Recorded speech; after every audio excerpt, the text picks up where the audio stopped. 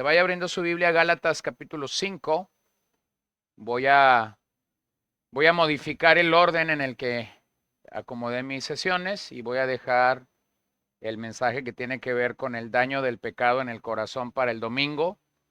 Así que vamos a pasar el tiempo de hoy y de mañana en básicamente ayudarles y ayudarme a mí mismo a examinar nuestro corazón delante del Señor. Yo oro que esta mañana el Señor descienda sobre nosotros y por medio de su palabra nos convenza de pecado, traiga quebranto a nuestras vidas y nos visite con arrepentimiento en nuestro corazón. Hay una cita con la que me gustaría introducirme de un autor, Ralph Benning, y él escribió un libro que se llama Lo pecaminoso del pecado. Y cuando tú tienes un título como esto que parece ser tan repetitivo o tan enfático, simplemente tienes que pensar en que ese es, ese es el pecado y ese es el problema del pecado en nuestro corazón, lo pecaminoso del pecado. Lo cito, siendo que Dios es santo, todo santo, solo santo, completamente santo y siempre santo, así el pecado es pecaminoso, todo pecaminoso, solo pecaminoso, completamente pecaminoso y siempre pecaminoso. Entonces aquí tenemos dos cosas opuestas, contrarias, antagónicas. Por un lado la santidad de Dios, por otro lado nuestro pecado. Si tú no eres salvo, el poder del pecado gobernando en tu vida. Si tú eres salvo, el pecado remanente que queda en nuestro ser hasta que estemos en gloria, ¿no? Una de las glorias que pocas veces vemos en el hecho de que un día estaremos presentes delante del Señor es que finalmente el pecado será removido o será quitado de nuestras vidas. Finalmente un día seremos seres transformados completamente sin pecado. Pero mientras esto sucede, entonces entendemos que la santificación, esta obra de el Espíritu Santo en nuestras vidas, haciéndonos ser más como Cristo día a día, lo explico de esta manera sencilla o gráfica, ¿no?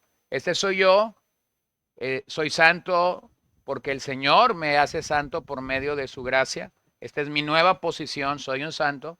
Y al final de esta carrera seré glorificado, es decir, seré santificado plenamente y el pecado será quitado de mi ser.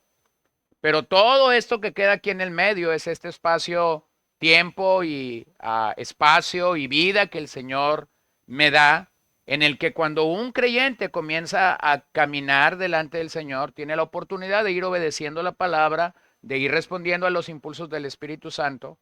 Y la idea de la santificación entonces sería que cada día que yo me parezco más a Cristo, esta distancia del punto 0 a esta distancia del punto 10 debería irse acortando. O sea, yo debería irme pareciendo más a Cristo, siendo santificado, y entonces esta distancia que se puede ver enorme al principio debería ir siendo un poco más corta. No perfecta, pero sí un poco más corta. No que voy a crecer de estar la estatura 0 a ser un gigante al día siguiente, pero poco a poco yo debería y nosotros deberíamos ir creciendo. Entonces, piénsalo esta mañana mientras nosotros hacemos una revisión a algunos temas. Él es santo, nosotros somos pecadores.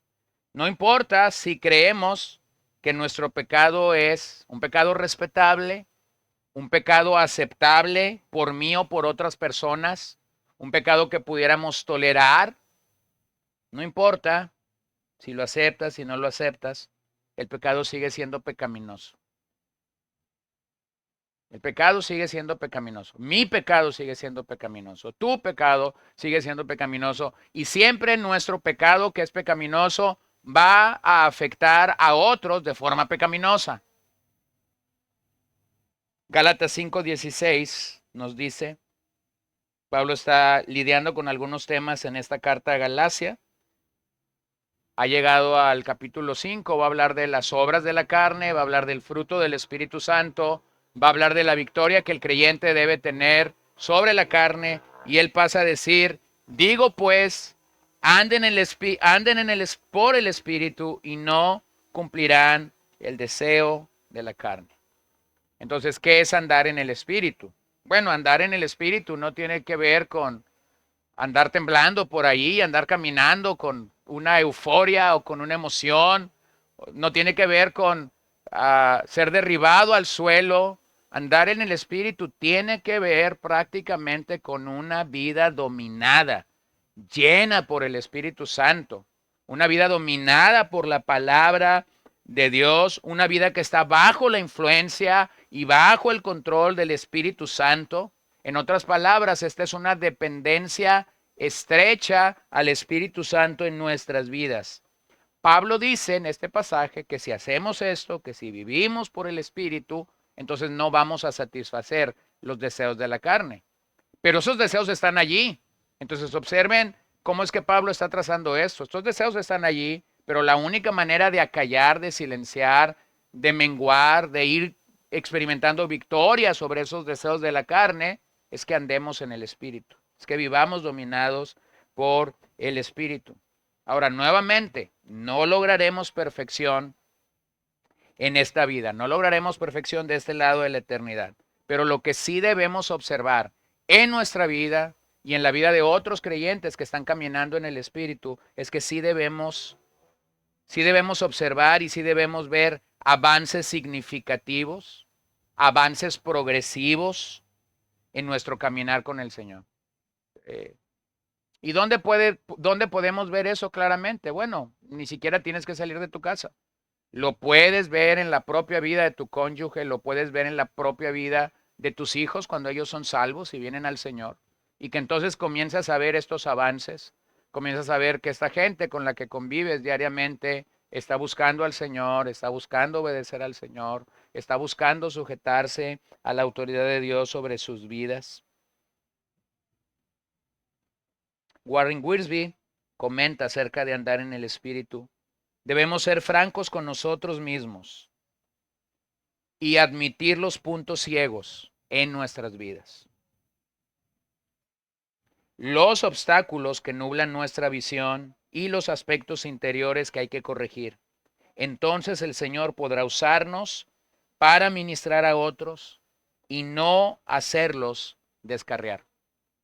Observe que cuando nosotros no caminamos en el Espíritu, en vez de poder ministrar a otros adecuadamente, nosotros vamos a dar ocasión o vamos a poner la mesa servida para descarriar a otros en vez de edificarlos.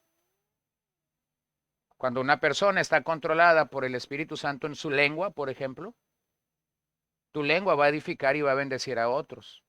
Pero si esa persona no está controlada por el Espíritu Santo y va por la vida hablando, entonces esa habla, en vez de edificar y bendecir a otros, va a causar molestia. Va a causar esa tentación de que el otro hermano, que posiblemente ni estaba pensando en eso, comience a pensar. Ahora, finalmente somos responsables de las respuestas que tenemos ante el pecado, ¿no? Tampoco le carguen al chismoso, al intrigoso, al calumniador, tampoco le carguen la mano, porque finalmente no dice que yo debo de controlar cómo andan en el espíritu los demás. Yo debo de ser responsable de mí mismo si yo voy a vivir bajo el dominio del Espíritu Santo, pero nuestra carne tiende a responder cuando vemos a otros obrar. Entonces, mira, lo que yo quiero hacer en estas dos sesiones es llevarte a examinar algunos pecados y de hecho voy a seguir la línea de Jerry Bridge en este libro que se llama Pecados Respetables. Voy a hacer una verificación de esos pecados que él ha llamado pecados respetables, pecados que a lo mejor no nos asustan o no te asustan a ti y a mí cuando sabemos que están allí en nuestra vida, pero que finalmente, como dije en esta cita al principio, son pecaminosos. Entonces yo mismo debo decir que no estoy terminado en estos, cuando contemplo estos pecados, sigo librando una batalla con ellos, pero he logrado percibir que muchas veces no estamos logrando andar en el espíritu sobre estos pecados, porque ni siquiera nosotros podemos ser sinceros con Dios de decir, sí es cierto, estoy batallando con esto. Entonces, déjame ayudarte a contemplar esto. Número 1, impiedad. El primer pecado que quisiera que observáramos es la impiedad. Entonces, lo que voy a hacer es definir qué es impiedad y luego voy a tratar de ayudarme y de ayudarte a considerar este pecado. Impiedad es un estilo de vida que no toma en cuenta a Dios. Impiedad es un estilo de vida que no toma en cuenta a Dios. Ahora voy a hacerte una pregunta. ¿Hay algún día en tu vida donde has dejado de considerar a Dios, donde no has tomado en cuenta a Dios? Algunos afirman que sí rápidamente, otros se quedan así con la duda, otros ven al horizonte. Pero para esos que respondimos sí de forma inmediata e instantánea, quisiera recordarte que este es el pecado que está en nuestras vidas como en la plataforma. Todos hemos pecado alguna vez de no considerar a Dios o de no tener en cuenta a Dios. Entonces, es un estilo de vida que no toma en cuenta a Dios, no toma en cuenta su voluntad, no toma en cuenta su gloria, no toma en cuenta depender de Él. Así que podemos ver que alguien puede tener una vida muy respetable, puedes tener una vida con una trayectoria de seguir al Señor o de haber venido al Señor, tu vida es muy respetable, pero en el fundamento sigue siendo un impío en el sentido de que Dios es totalmente irrelevante en tu vida. Entonces la impiedad es una actitud del corazón. La impiedad es una actitud del corazón. Porque yo puedo ir transitando por la vida y mientras voy transitando por la vida, voy creyendo que estos logros que tengo, voy creyendo que estas amistades que tengo, que estas relaciones que tengo, que estas bendiciones que tengo, es porque yo soy muy trabajador, es porque yo soy muy emprendedor, es porque yo soy muy visionario, es porque yo tengo ciertas palancas o como algunas veces dice la gente, yo soy consentido de Dios. ¿Has escuchado esa expresión? Oh, yo me siento un consentido de Dios. Sí, pero eso no te alcanza, necesitas nacer de nuevo.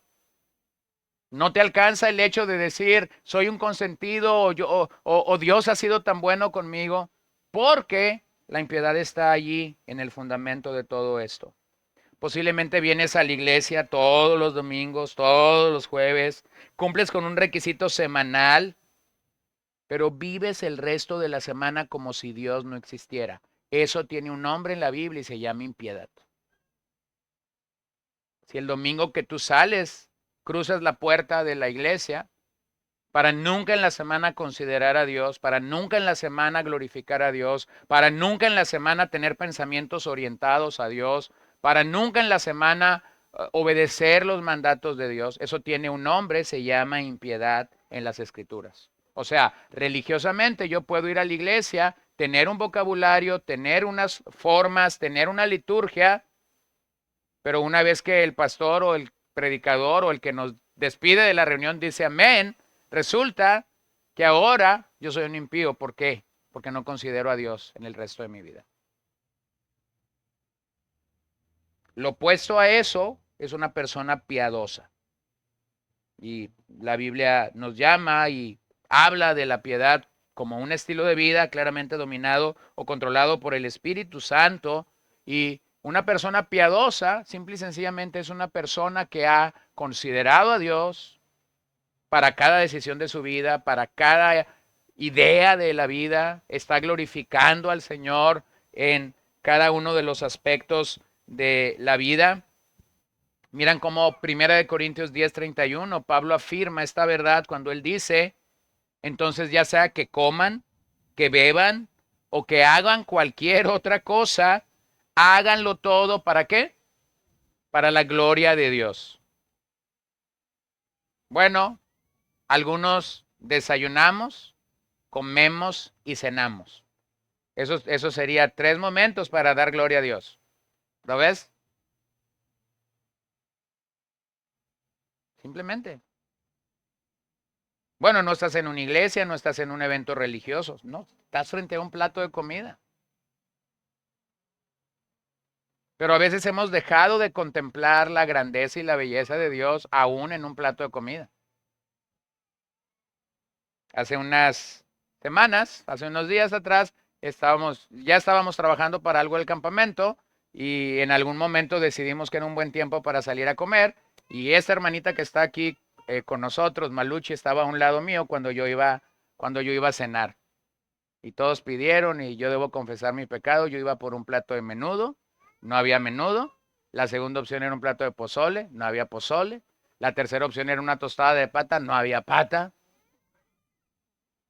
Finalmente pedí 2 gorditas y una flauta. Y cuando Maluchi vio mi plato, yo en mi hermenéutica le interpreté la comida. Le interpreté la pregunta, ¿todo eso te vas a comer? Y entonces le dije a Maluchi esto, ¿no? Gracias a Dios, Maluchi, podemos comer. Porque hay gente que no puede comer, ¿no? Quítale la grasa, quítale el queso, pues, quítale la lechuga. Hay gente que no puede comer. Bueno, empecé a comer y mientras iba comiendo el estómago se iba llenando porque sí se llena. Y en algún momento pensé que no iba a terminar.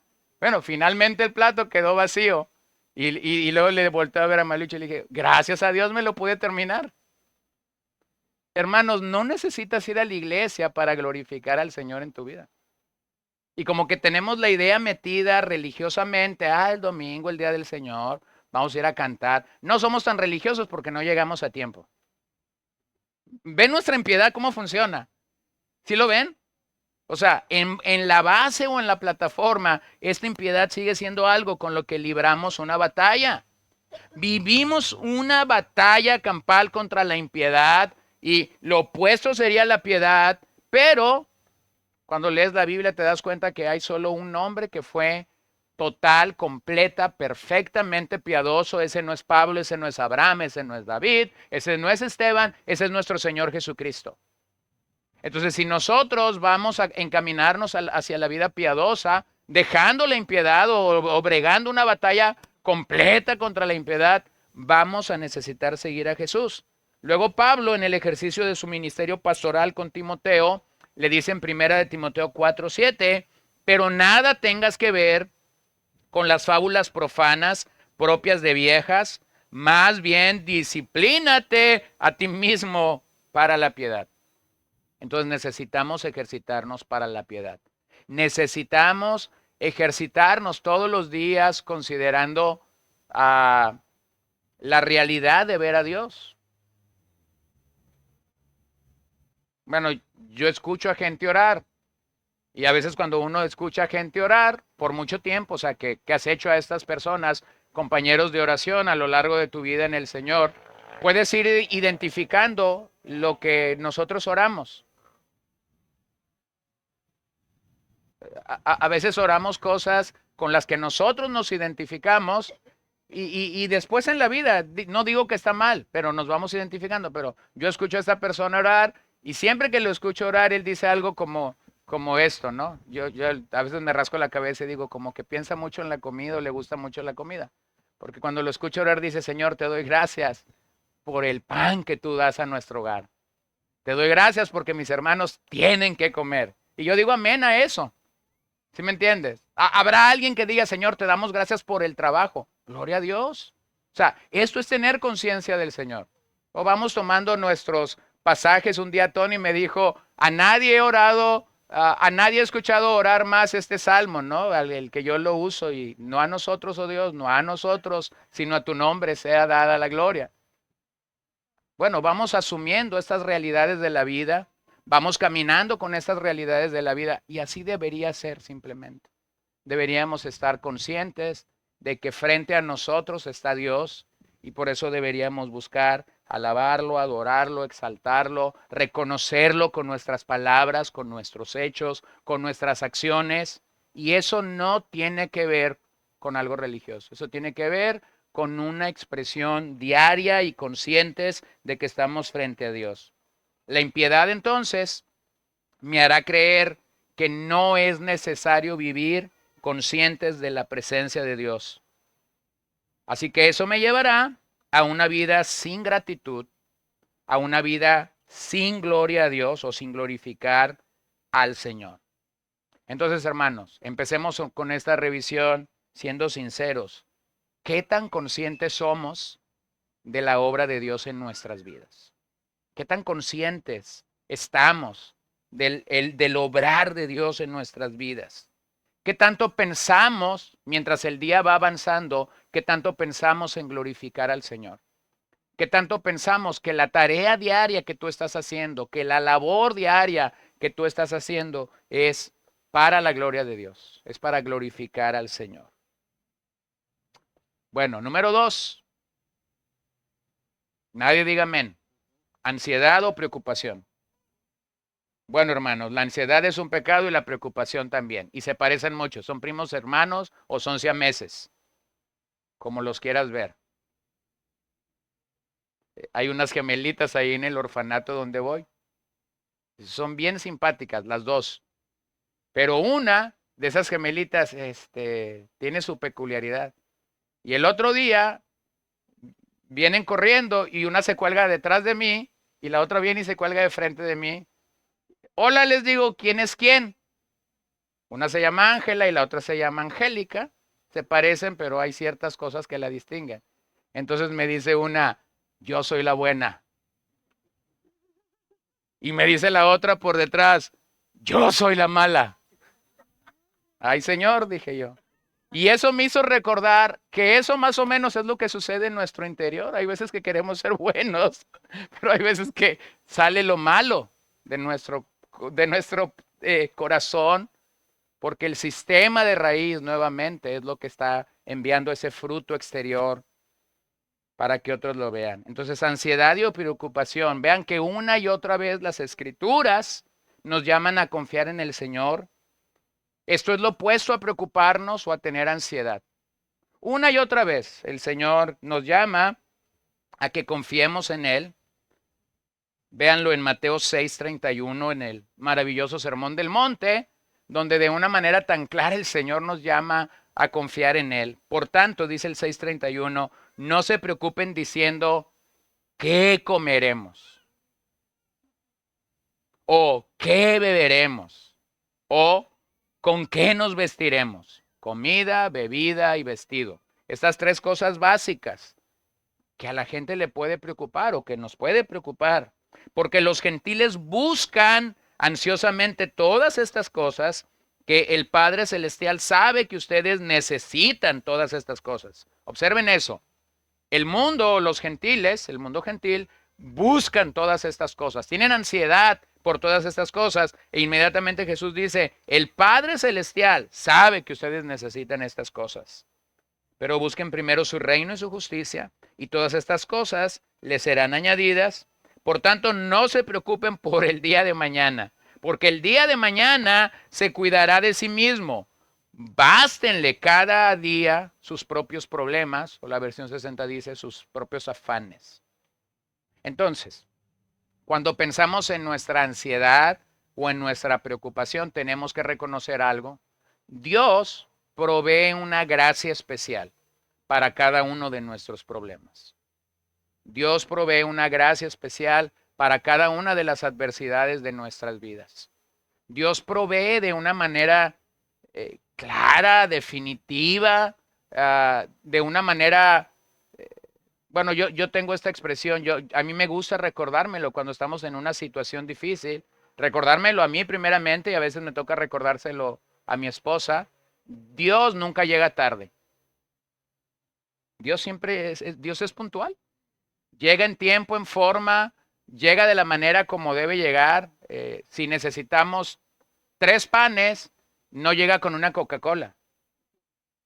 O sea, llega con los panes. ¿Sí lo ven? Si necesitamos fortaleza, resulta que viene con una fortaleza que tú dices, ay, Señor, esto debió haber sido tuyo porque definitivamente no es mío. Dios llega de forma puntual. Entonces, ¿qué es la ansiedad? ¿Qué es la preocupación?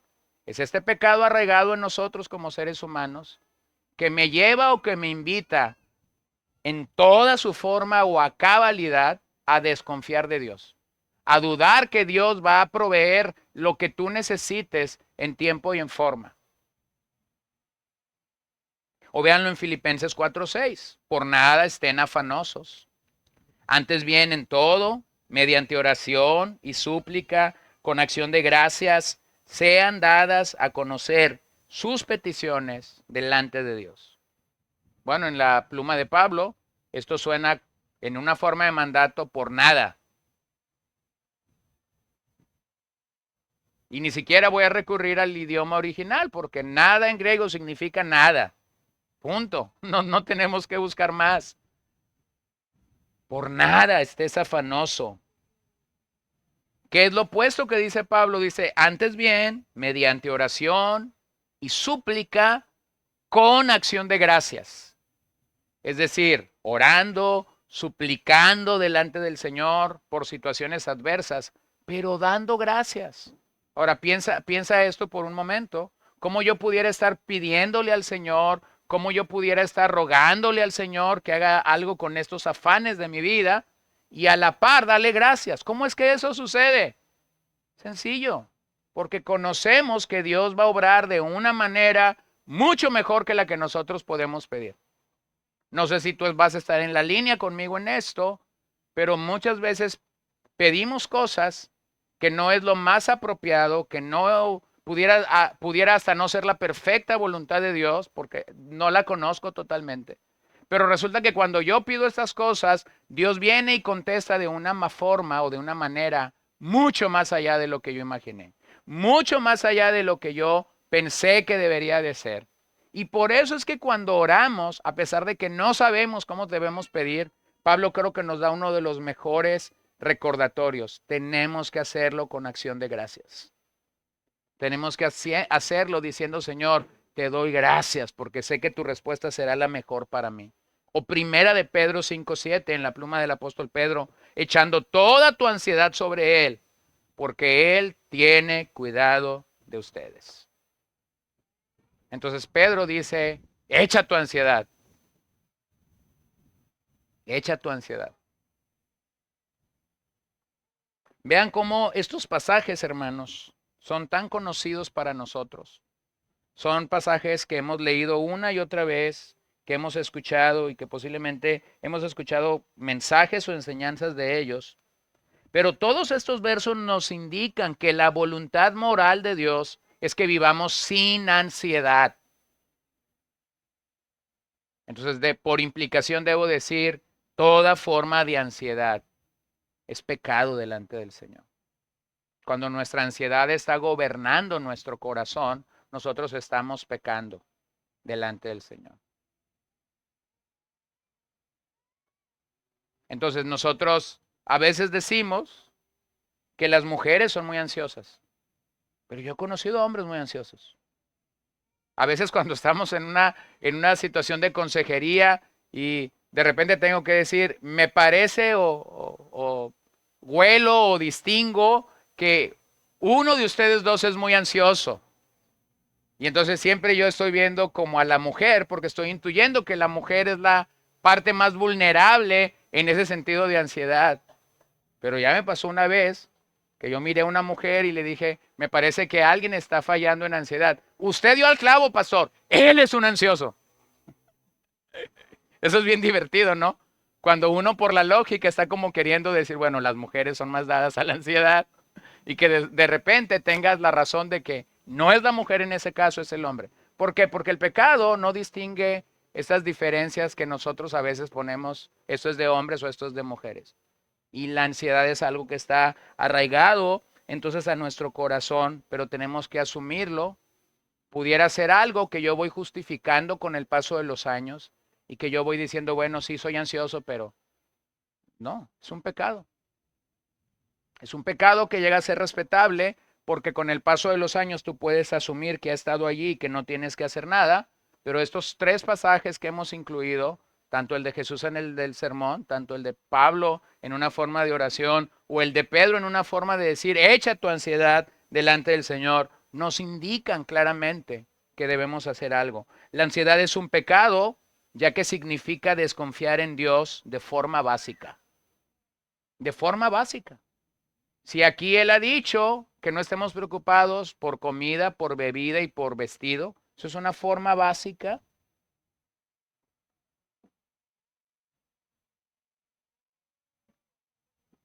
Mira, obsérvalo claramente. Voy a dar un ejemplo que en una comunidad o en una iglesia donde, como nosotros, me van a poder entender el ejemplo.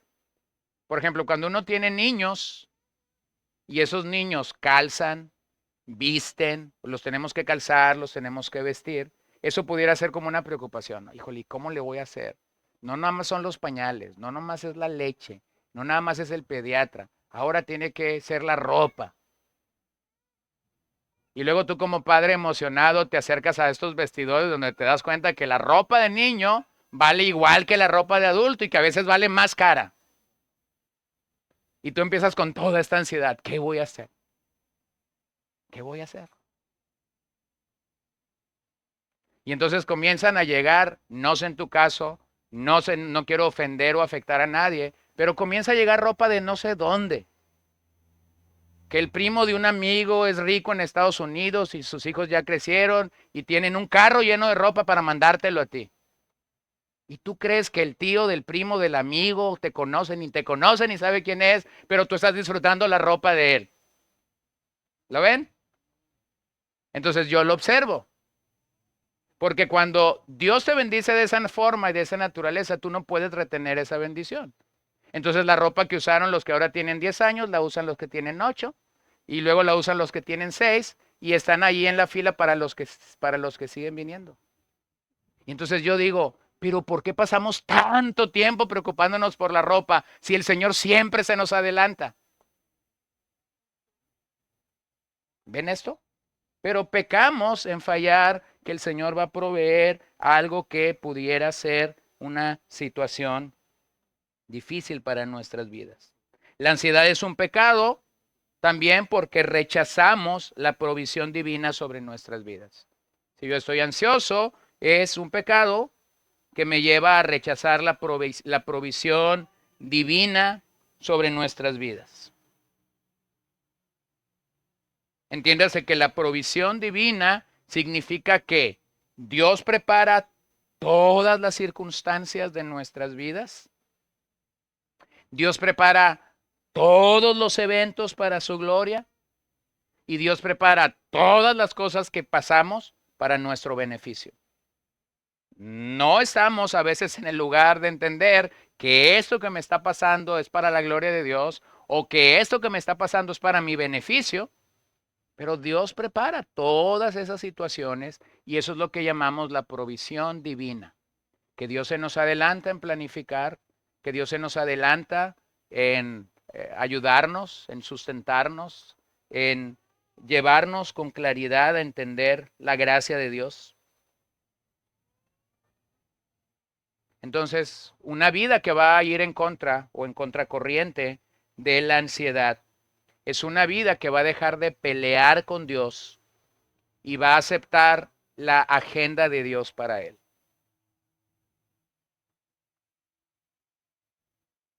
La agenda de Dios para él.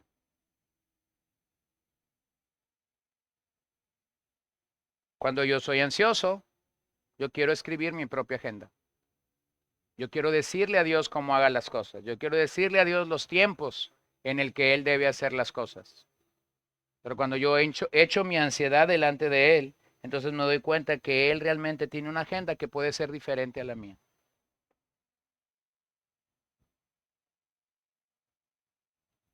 El otro día tuve un recordatorio de esto. Alguien me regaló, y por aquí anda, pero me hizo un regalo y me hizo es como un libro en formato de libreta.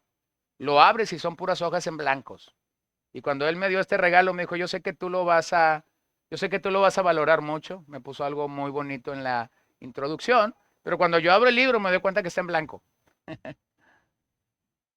Y entonces le digo a mi esposa, bueno, este, ese regalo sí me gustó, le dije yo, porque tengo muchas cosas que he estado guardando en mi corazón que quisiera escribir, y si no las comienzo a escribir, no las voy a poder registrar, no las voy a poder asumir.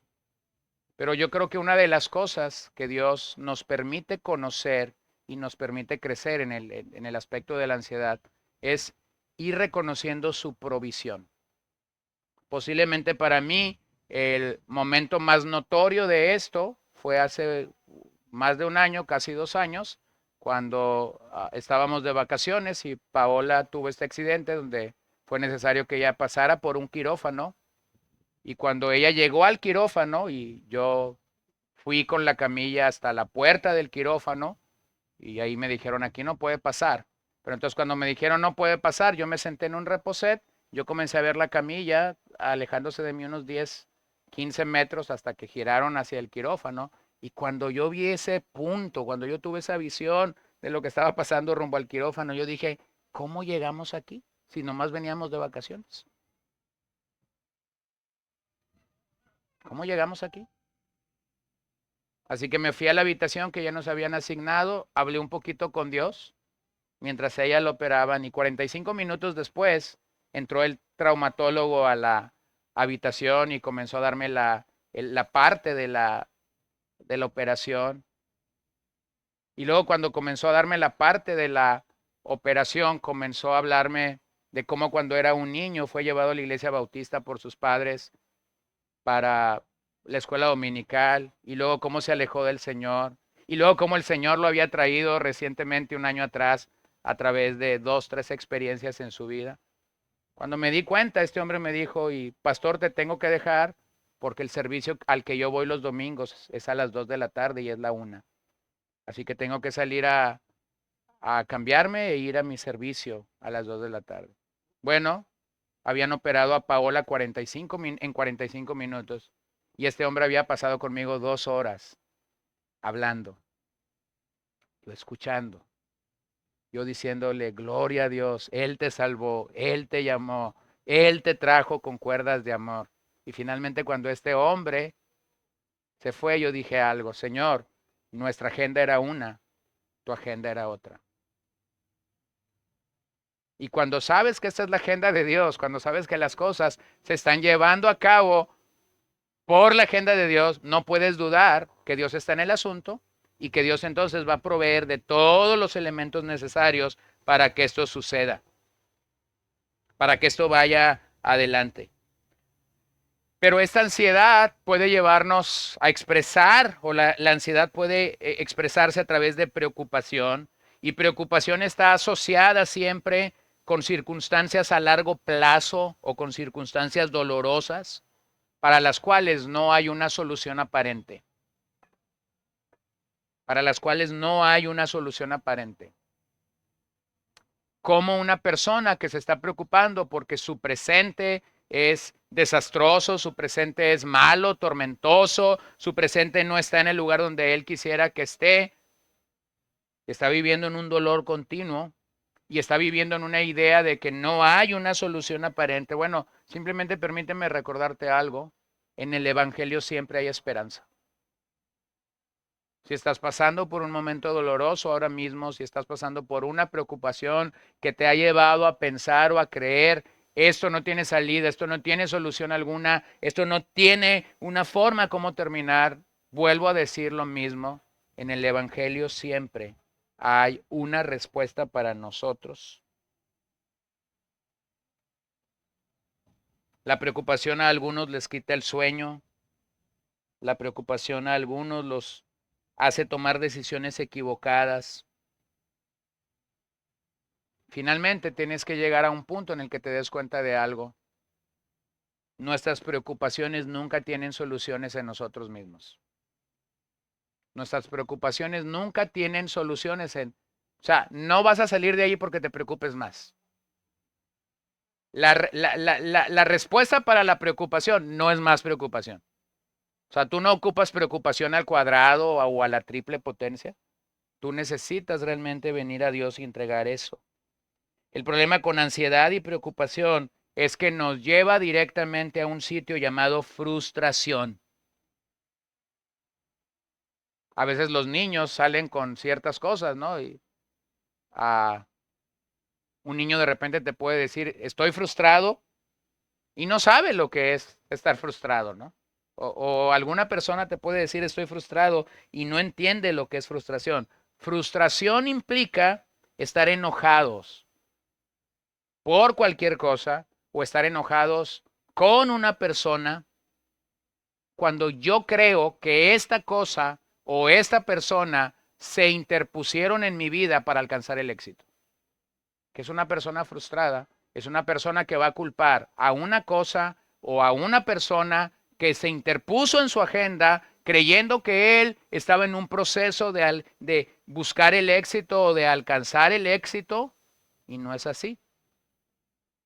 Observen que en medio de las circunstancias difíciles de la vida, Dios desea que nosotros vivamos a través de fe, no de incertidumbre, no de incredulidad, porque el punto de una vida de fe es esta: no sé cómo Dios lo va a hacer, pero sé que finalmente Dios lo va a hacer. No sé cómo Dios me va a llevar a su presencia, un día me va a llevar a su presencia. Ese es como el que está preocupado cómo se va a morir. Está siempre esta persona diciendo: yo quisiera dormirme un día en la noche y que cuando me levanten para desayunar yo ya no despierte. O sea, en otras palabras, no, que quiere morirse dormido. Sí, pero no eres Dios. O sea, nos vamos a morir dormidos, despiertos, nos van a atropellar, nos va a caer un árbol, no se asusten, nos va a caer un árbol, o sea, de alguna manera nos vamos a morir. El punto es este, pero hay gente preocupada de la forma como se va a morir.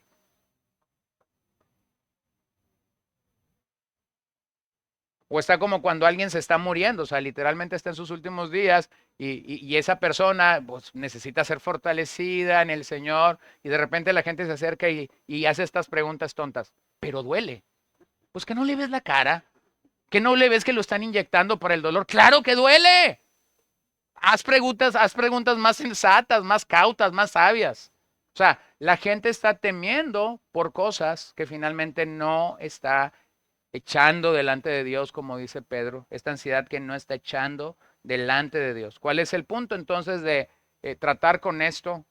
Elevar nuestra fe, elevar nuestro punto de entender: Dios gobierna, Dios es providente, Dios es soberano. Y nuevamente, nuestra fe puede ser débil, nuestra fe puede ser imperfecta, seguramente lo será, pero nuevamente debemos aferrarnos a Cristo, como cantábamos hace un momento. ¿Se acuerdan de aquella ocasión en la que un padre viene a Jesús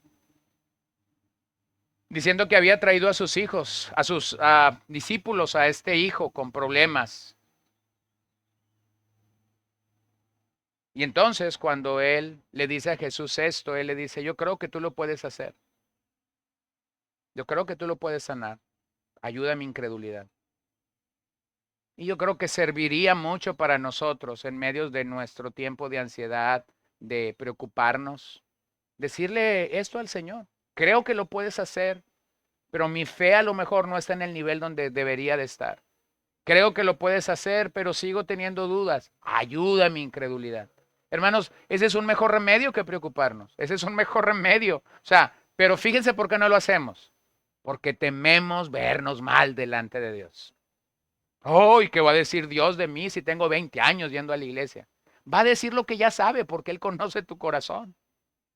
Y Él conoce nuestra debilidad. Entonces, tengamos a bien considerar eso. Número 3, falta de contentamiento.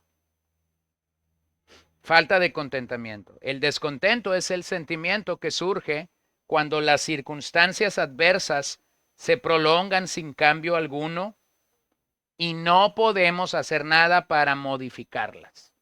Cuando tenemos estas circunstancias que en vez de mejorar empeoran, no puedes hacer nada para modificarlas o para salir de ellas.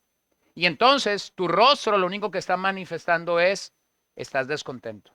No te gustan las cosas que están pasando, como están sucediendo. No te gusta cómo se está desarrollando.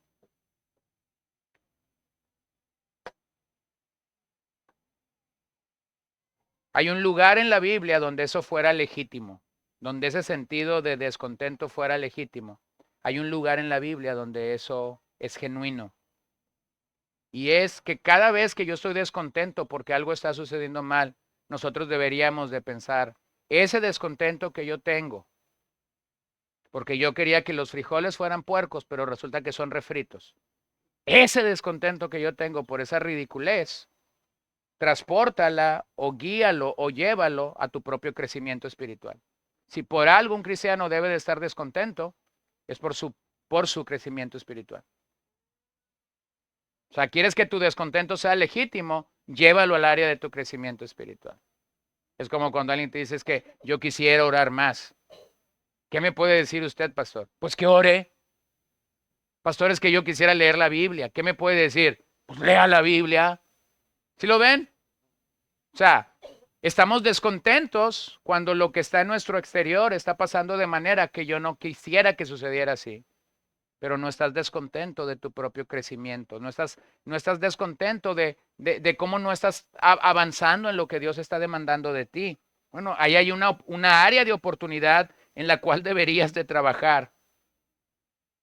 Pero la mayoría de veces, tristemente, esa falta de contentamiento va y para a la avenida o al cruce de dos avenidas que todos conocemos. La mayoría de la gente está descontenta o por su dinero o por sus posesiones. No tengo en la cuenta bancaria lo que yo creo que debería de tener y no tengo la propiedad o no tengo las escrituras a mi nombre que yo creo que debería tener. Por eso cuando veo que enfrente de mí pasa el que sí tiene 2 o 3 o 4 o 5 escrituras, yo estoy descontento con él. Sí, pero él se levantó por décadas a las 4 de la mañana cuando tú te levantabas a las 10. ¿Sí lo ves? Estoy descontento porque alguien que trabajó, porque alguien que perseveró, está teniendo una gracia especial y Dios en su misericordia sí lo quiero, pero resulta que yo no hice nada para llegar allí. Entonces nuestra falta de contentamiento tiene que ver muchas veces, muchísimas veces, con un mal entendimiento de estas dos cosas. Miren lo que el Salmo 139, verso 13 hasta el 16 pudiéramos señalar, voy a ir al 14 solamente. Escucha al salmista, porque tú formaste mis entrañas, me hiciste en el seno de mi madre, te daré gracias, dice el salmista, porque asombroso y maravillosamente he sido hecho, maravillosas son tus obras y mi alma lo sabe muy bien. Entonces, ¿qué está reconociendo el salmista? Tú me hiciste, tú me creaste, tú me formaste, tú me diste los ojos que tengo, tú me pusiste el cabello que yo tengo, tú me pusiste la fuerza que yo tengo, las capacidades que yo tengo, los talentos que yo tengo, los dones que yo tengo. Tú me los diste porque tú me conoces. Entonces, cuando estás en una temporada difícil de tu vida, no hay por qué no estar contento con lo que Dios, la forma como Dios te diseñó. Cuando hay áreas en nuestras vidas por las cuales no estemos contentos, tenemos que ir a este salmo y recordar quién nos formó. ¿Quién te formó? ¿Quién te hizo? ¿Quién te dio todas estas capacidades que te hizo? Me encantó esta porción. Es de la misionera Amy Carmichael. Tiene un poema que es maravilloso, intitulado En la aceptación encontramos la paz. En la aceptación encontramos la paz. Y yo solamente voy a citar una línea de este poema. Es de gran utilidad reconocer que no es la resignación ni la sumisión, sino la aceptación en donde encontramos la paz.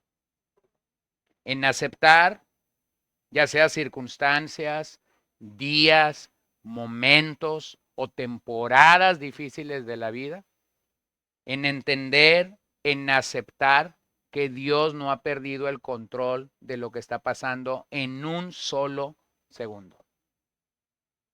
En otras palabras, pudiéramos no llegar al descontento cuando entendemos que Dios nos formó y que Dios de una manera providencial está haciendo lo que Él considera en nuestras vidas y que yo debería de aceptar y debería estar contento con lo que Dios sí nos quiso dar. Sí nos quiso dar, con lo que Dios sí quiso proveer, con lo que Dios sí quiso asignar a nuestras vidas de una manera sobrenatural. Nosotros necesitamos un corazón enfocado en Dios, enfocado en su provisión divina para cualquier época o situación de nuestras vidas. Y necesitamos comenzar a lidiar con esta decepción que puede surgir en nuestras vidas cuando las cosas no suceden como nosotros quisiéramos que sucedieran. Entonces, falta de contentamiento es un pecado asociado al corazón con el que tenemos que tratar. Número 4, ingratitud. Y hablábamos de eso esta mañana, ¿no? Ingratitud. Usted recuerda el relato de Lucas 17, 13 al 19, es la sanación o el momento en el que el Señor sana a aquellos 10 leprosos. Y después cuando el relato o la narración comienza a ir adelante, usted recordará que uno solo de esos 10 leprosos regresó a dar gracias al Señor. Uno de 10. ¿Y dónde están los otros 9? ¿Dónde quedaron los otros 9 en esa historia? Bueno, por implicación, nada más yo preguntaría, o yo me cuestionaría a mí mismo, ¿a quién yo me parezco más? ¿Al que regresó a Dios para decir gracias o a los 9 que no regresaron? Nadie diga la respuesta.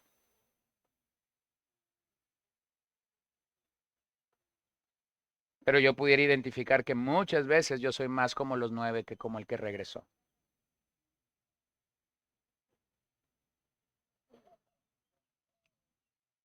Quiero recordarte que nosotros no estábamos enfermos físicamente cuando el Señor nos encontró, o posiblemente sí en el caso de algunos, pero nuestra enfermedad no era física. Nuestro problema era un problema realmente moral. Nuestro problema era realmente el problema de Génesis capítulo 3, de lidiar con el pecado. Y el Señor nos rescató y nos libró de una manera gloriosa, por lo cual nosotros deberíamos estar agradecidos a cabalidad.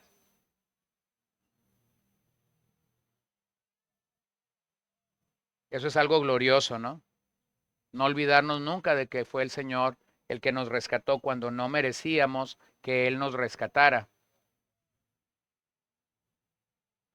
Yo he compartido o he tenido la oportunidad de compartir la palabra de Dios con un pastor o con un hermano al que yo respeto, al que yo quiero, al que yo he aprendido a amar y respetar en los últimos años.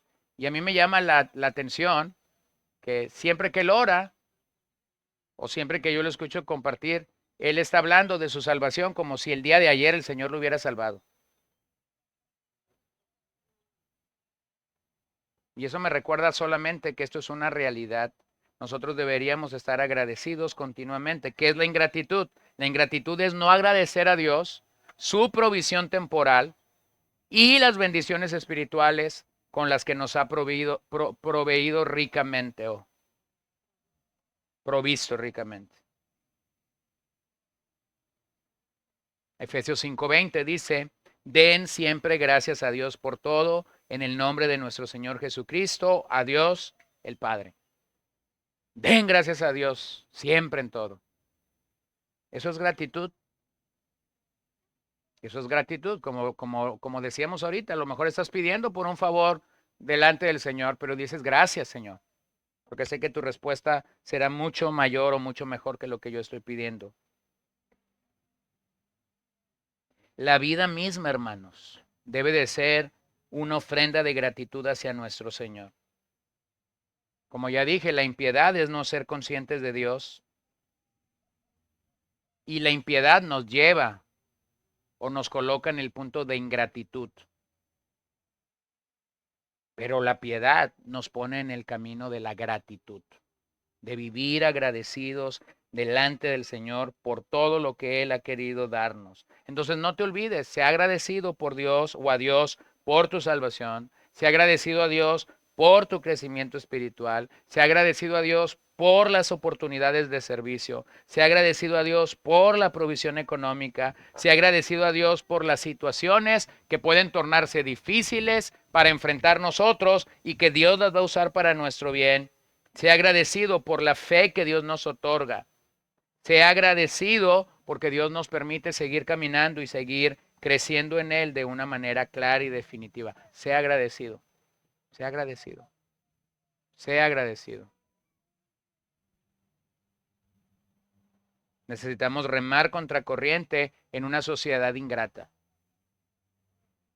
en una sociedad que ha perdido la brújula para el sentido de la gratitud. Nosotros necesitamos ser agradecidos. Conocimos a gente en el pasado que nos enseñó tanto esto. Gente que si nos daban un vaso de agua y tú decías gracias, ellos inmediatamente decían esto, gracias a Dios. Lo empezamos a practicar o lo comenzamos a practicar. Y de repente hay gente que me dice, de ustedes aprendí a dar gracias a Dios o a dar gloria a Dios en todo momento. Bueno, gracias por el halago, pero yo también lo aprendí en algún momento de otras personas. Gracias a Dios. Necesitamos remar contra corriente. El otro día estábamos en una reunión atendiendo pastores. Mi hija mayor estaba atendiendo cierta situación de las cosas y cuando le daban las gracias, ella decía, gracias a Dios. Y entonces la esposa de un pastor le dice, ¿qué dijo? ¿Qué dijo? Y regresa mi hija, gracias a Dios. ¿Pero qué quieres decir con eso, mi hija? Gracias a Dios. Y entonces a las pocas horas me habla ese pastor, el esposo de esa señora, y entonces cuando me marca me dice, oye, dice, está bien impactada mi esposa porque le escuchó decir algo a tu hija y yo quiero que tú me des la interpretación. ¿Por qué cuando tu hija le puso este plato de comida a mi esposo y que ella le dio las gracias, ella dijo gracias a Dios? Porque así debe de ser. Y tú deberías de saberlo porque eres pastor. Todo lo que hacemos es para la gloria de Dios. Así que cuando alguien nos da las gracias, debería ser esto, gracias a Dios. Mi hermano, entonces la gratitud es algo que debe cultivarse, es algo que debe practicarse. ¿Lo ven? Bueno, número 5, yo quería cubrir los 3 esta mañana, pero nada más voy a llegar al 5 y voy a dejar los otros para mañana y vemos cómo rematamos. Orgullo. Ah, ya salió. Si es que aquí tenía que llegar, ¿verdad? Algunos dicen debió haber sido el 1, pero no, el orgullo. Lucas 18:11 creo que es el verso que nos faculta de una manera clara al punto que queremos llegar. Está por un lado el cobrador de impuestos en el rincón del templo diciendo, Señor, sé propicio a mi pecador, sé propicio a mi pecador. Y por otro lado, bueno, está este hombre impío que no es judío. Y por otro lado está el hombre que dice, Señor, yo lo merezco todo. Dice Lucas 18:11, el fariseo puesto en pie oraba para sí de esta manera. Dios, te doy gracias porque no soy como los demás hombres, estafadores, injustos, adúlteros, ni aún como este recaudador de impuestos. Qué bonita oración, ¿no? Un monólogo, él está hablando para sí mismo. Esta oración no da gloria a Dios, esta oración no busca nada de Dios, esta oración busca simplemente esto, Señor, mírame, porque yo creo que soy la última Coca-Cola en el desierto. Mírame porque yo creo que realmente lo que tú puedes ver en mí te va a impresionar y te va a impactar tanto como yo me impacté esta mañana cuando me vi en el espejo. El orgullo es un enemigo con el cual tenemos que pelear y lidiar todos los días. Si yo leo este pasaje, yo pudiera señalar a este hombre como un necio, sin darme cuenta muchas veces que nosotros hemos modelado lo mismo. Que nosotros hemos modelado lo mismo. No somos inmunes al orgullo. No soy inmune yo. No es inmune usted. Mientras más conozco del Señor, mientras más tiempo paso en el Señor, mientras más tiempo paso caminando y creciendo en el Señor, más tentado puedes ser o más propenso podemos ser a este pecado. El orgulloso suele describir a otras personas de forma brutal, sin darse cuenta que se está describiendo realmente a sí mismo.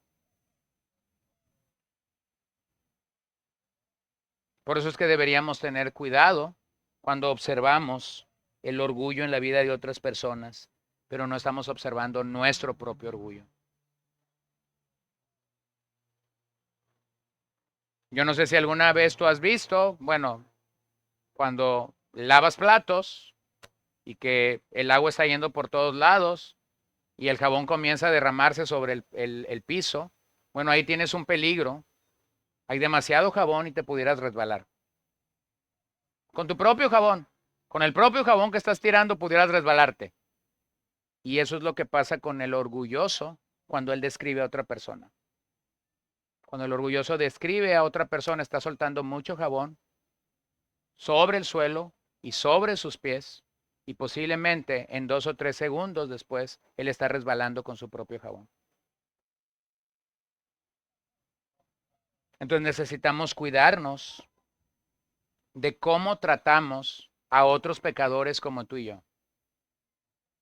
De cómo juzgamos a otras personas. Porque yo puedo diferir, yo puedo tener diferencias con otras personas, pero Dios no me pide a mí que yo me levante como el juez definitivo de esas personas. Pero el orgullo me hace pensar que yo y solo yo tengo la verdad.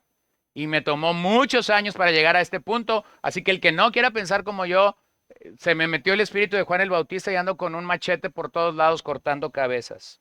Deja de escribo al orgullo, como creer algo de nosotros mismos que no somos, como creer que hemos alcanzado algo o que poseemos algo que otros no tienen. A menudo podemos verlo en otros, pero jamás en nosotros. A menudo podemos ver el orgullo en otros, pero no en nosotros. Hermanos, Pedro dice que Dios resiste al soberbio, pero da gracia a quién? Al humilde. Hay 4 manifestaciones del orgullo con las que voy a terminar, porque así es como a veces nosotros podemos vernos. La primera manifestación del orgullo es orgullo moral. ¿Qué es esto? Es un sentido de superioridad como la que el fariseo está teniendo del publicano en este pasaje. Yo hago esto, yo hago esto otro, yo no soy adúltero, yo no esto, no soy como este cobrador de impuestos. Es vernos mejor, es vernos mejor. Es como cuando una persona dice, fulano de tal, siempre llega tarde a la reunión. Sí, pero tú llegaste 2 minutos antes que él. Ah, pero esos 2 minutos ya te hacen sentir, wow, superior espiritualmente. Tú llegaste con tu Biblia que mide 2 metros de largo por medio metro de ancho. Y a tu lado llegó el hermano con, ahorita vi una Biblia de una niña, ¿no? Así de chiquita, así. Y la quise abrir y glorioso Señor, dije, la cerré. No veía ni papa, ¿no? Una cosita así. Ah, tú vas con tu Biblia grande y vas caminando y resulta que llega delante de ti el que abre el celular, comienza a picar y tiene ahí es este engendro del demonio de dónde llegó. ¿En serio? Porque traes una Biblia grandota y este trae su celular ahí. Digo, te doy permiso de que uses tu Biblia como el arma ejecutora si está en la reunión viendo redes sociales. Ahí sí enójate, pero si prendió el celular para seguir la lectura bíblica, pero ¿qué es nuestro orgullo? Ah, me quiero ver moral, porque yo traigo mi Biblia. Reina Valera 1960. O no vayan a estar como aquella hermanita que estábamos usando otra versión y ella dijo, no, no, no, yo uso la buena, la Reina Ravalera. ¿Ven estas cosas? Nos queremos ver bien, nos queremos ver morales, nos queremos ver superiores y entonces metemos la pata. Orgullo moral, eso es lo que hace. Hermanos, recuérdale al que está a tu lado, soy lo que soy por la gracia de Dios. Dígaselo al que está a su lado, soy lo que soy por la gracia de Dios. Eso es una realidad. Lo que conoces del Señor es por su gracia, lo que sabes del Señor es por su gracia. Los 2, 3 pasajes memorizados que tú piensas que son un montón, son por la gracia del Señor.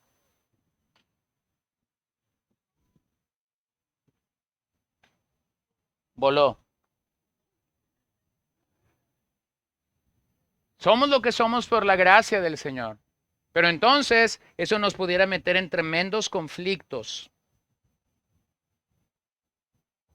Pero si vivimos en verdad cautivados por su gracia, vamos a poder identificar con Cristo en medio de una sociedad perversa y no con otras personas. O sea, la manera en la que yo debería medirme no es con el hermano que hace lo que yo creo que hago muy bien y lo hace muy mal. No, ¿quieres medirte con alguien? Mídete con Cristo. Eso elimina tu orgullo moral, porque nunca vamos a alcanzar su estatura. Nunca vamos a ser como Él en el sentido de estas cosas que yo estoy hablando. Entonces debemos asociarnos. Si piensas en el orgullo moral, debemos asociarnos con la oración de Esdras, con la oración de Nehemías o con la oración de Daniel, cuando ellos vieron la condición pecaminosa en que la nación o el pueblo de Dios vivían, y ellos en vez de decir, oh Señor, trata con estos pecadores, por favor, porque te necesitan. Nosotros somos tus embajadores, pero ellos son perversos. No, no, no, no fue así. ¿Se acuerdan la oración de estos tres hombres? Yo y este pueblo hemos pecado delante de ti. Mi hermanos, hay formas de bregar con el orgullo moral. Hay formas de bregar cuando yo estoy viendo que otros no están haciendo lo que yo quisiera hacer. Cuando ves las derrotas de otras personas y te pones a pensar, bueno, o te vas a llevar juzgando las derrotas de estas personas o vas a hacer algo. Vas a hacer algo. Número 2, orgullo doctrinal. El orgullo doctrinal consiste en creer que mi doctrina es la correcta y que cualquiera que difiere de mí posee una teología inferior. Cuídate de ello. Cuídate de ello. Aquellos que nos enfocamos en la doctrina o en la enseñanza adecuada, podemos fácilmente caer en este tipo de orgullo. Ese tipo de orgullo doctrinal me lleva a ser juicioso y a adaptar una actitud de superioridad sobre otras personas que han sido lavados a precio de sangre, que han sido comprados a precio de sangre, pero que pueden diferir en esta doctrina en particular de la cual yo me considero un gigante. Y eso nuevamente me hace llenarme de orgullo. Porque como la Biblia lo dice, el conocimiento puede lograr que me envanezca. El conocimiento puede lograr que me envanezca. Y entonces comienzo a trazar una gran separación con aquellas personas que posiblemente en el pasado fueron tus amigos, pero ahora hay fuego cruzado. Solo porque discrepan o no creen contigo en algún particular doctrinal. El gran movimiento que ha habido en nuestros días hacia una inclinación, hacia la sana doctrina, hacia la predicación expositiva, hacia ciertas y cuáles enseñanzas, está bien. Pero si eso no es llevado de una manera humilde, te hace vivir la vida creyéndote que tú eres superior a los demás y eso no está bien. Porque nuevamente el recordatorio es, soy lo que soy por la gracia de Dios. Así que yo pudiera diferir o discrepar con algunas personas en aspectos doctrinales, pero eso no me debería llevar a un punto de orgullo en el que yo me siento superior. Superior. Una de las cosas que yo he tratado de practicar, y un día mi amigo Aarón me acuerdo que me dijo esto, ¿no? Aarón es una persona que lee demasiado, pero entonces yo le dije, ¿cómo bregas en tu vida con la lectura que tú tienes de libros y la lectura que debes hacer de la palabra de Dios? Me dice, eso es muy sencillo. Si yo leo un libro completo, yo cronometro mi lectura o los capítulos, ¿no? No recuerdo honestamente exactamente, pero era una cosa como esto de decir, si leo 10 capítulos acá, tengo que venir a la Biblia y leer otros 10 capítulos acá. Bueno, cada quien pudiera tener sus instrumentos o sus herramientas para poder hacer eso. Pero una de las cosas que ha sido bueno para mí, mientras yo he caminado, mientras yo he escuchado, mientras yo he crecido espiritualmente hablando con otros maestros de las escrituras, es que nunca he dejado de hablar con personas que aparentemente no están en la misma línea o en la misma raya conmigo. Entonces eso no significa que yo estoy de acuerdo completamente con ellos, pero eso significa que yo soy esta persona que dice, a ver, ¿qué opinas de esto? Entonces la gente comienza a decir, mira, pues yo así es. Bueno, es cierto, pero de repente yo los llevo a hablar cosas donde ellos no se dieron cuenta cómo llegamos a hablar de esto. Y eso me ha llevado a una realidad. Yo he ganado más amigos, no porque levanté fuego cruzado, sino porque extendí la mano de gracia. Yo he ganado más amigos en ese sentido y después resulta que esos amigos no se dieron cuenta cuando esta mano de gracia hizo esto. Entonces tú tienes dos alternativas, o ganar o vivir la vida peleado con gente porque tu orgullo doctrinal te llevó a pensar que únicamente tú has encontrado la verdad y solo tú tienes la verdad. Hermanos, necesitamos reconocer algo. Necesitamos reconocer algo. El día de ayer no sabíamos lo que hoy sabemos. El día de antier no sabíamos lo que hoy sabemos, pero no podemos vivir en la vida jactándonos de algo que ha llegado a nuestras vidas únicamente por gracia en el Señor. Número 3, orgullo por éxitos. Mientras tú vas caminando en la vida y te sientes exitoso o te sientes que has realizado tareas o que has realizado algunas situaciones donde has venido teniendo logros, eso puede ser peligroso. Ahora, no me refiero a grandes logros, porque a veces nos sentimos exitosos. No sé, hermana, a lo mejor hiciste capirotada y te sientes eminentemente exitosa, ¿verdad? Tú a lo mejor dices, esta es la receta secreta, ¿verdad? Que, bueno, posiblemente te sientes exitoso por eso. Y vas a vivir la vida en los próximos 20 o 30 años creyendo que no hay otra capirotada mejor que la suya. El otro día nos regalaron una capirotada y me la vendieron como la más cara del mundo. Tápese los oídos, suegra. Pero entonces yo dije, no, la capirotada de mi suegra le canta las buenas y las malas y, ¿sí? Pero me la vendieron cara. Y que le ponemos esto y que le ponemos esto otro y que le ponemos esto otro. Pues sí le ponen todo eso, pero no sabía qué capirotada. Pero a lo mejor posiblemente la que estaba haciendo lo decía, wow. Y así somos nosotros. Los éxitos mal enfocados o maltratados en nuestras vidas comienzan a traer un orgullo ridículo. A lo mejor si tú quieres ridículo en la vida. Porque mira, hermano, va a venir alguien detrás de ti que va a hacer las cosas mejor que tú y que yo.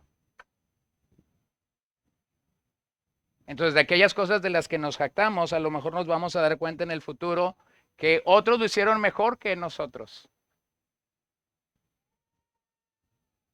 Entonces, no deberíamos crecer en orgullo por esos éxitos. Simplemente una pregunta nos desbarata. De eso de lo que tú te sientes exitoso, de eso, de lo que sea, de eso de lo que tú te sientes exitoso, haz esta pregunta.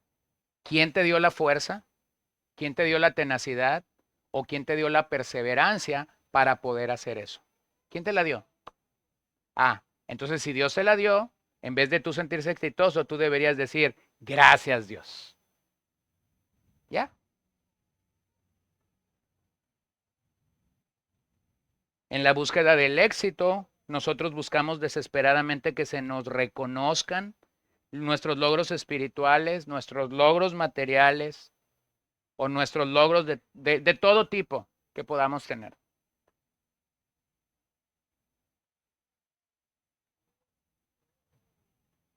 Pero realmente tenemos que trabajar con ello de manera adecuada. Y número 4, para cerrar, orgullo por un espíritu independiente.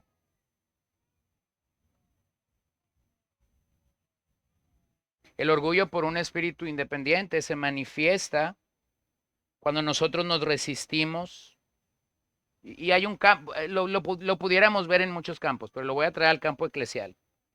El espíritu independiente es la resistencia que presentamos a nuestras autoridades espirituales, especialmente cuando la palabra de Dios es enseñada.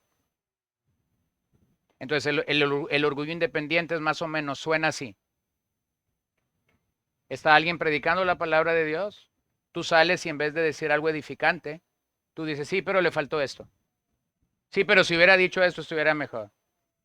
O, sí, pero él estaba predicando y yo estaba pensando en esas otras tres conexiones que el pasaje tenía. Ey, espérate, tú no eras el predicador.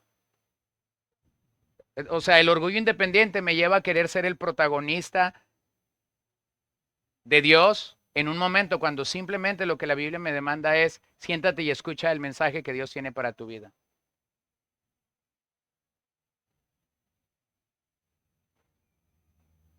Voy a decir esto, los chicos lo saben, algunos se asustan cuando escuchan esto, pero así funciona. Cuando usted ve que alguien está predicando, que no soy yo en la congregación, literalmente yo tengo sus notas en mis manos. Yo he visto sus notas días anteriormente. Yo he hecho un par de correcciones, si es que tenía que hacer un par de correcciones. Pero cuando ellos comenzaron a temblar, perdón, cuando ellos comenzaron a predicar, ellos comenzaron a temblar cuando yo abría este dispositivo y yo sacaba una hoja que tenía doblada por la mitad porque había una manera de evaluarlos, del 0 al 10. Y había varias líneas que había que ir llenando y después al final yo compartía esa lista para decir, mira, aquí más o menos estás. Y recuerdo cuando uno regresó y me dice, oye, en este ejercicio, ¿los 6 y los 7 son buenos o son malos? Bueno, es de 0 a 10, eso significa que más o menos andas como a la mitad, vas bien. Pero simplemente lo que quiero decir es esto, yo pudiera sentirme exitoso de algo y después resulta que viene alguien que me está evaluando y cuando esa persona que me está evaluando me dice la forma como me evaluó, entonces yo paso de la montaña al valle rápidamente. Bueno, pero ellos comenzaron a hacer su labor, comenzaron a predicar, comenzaron a crecer y yo desaparecí la hoja.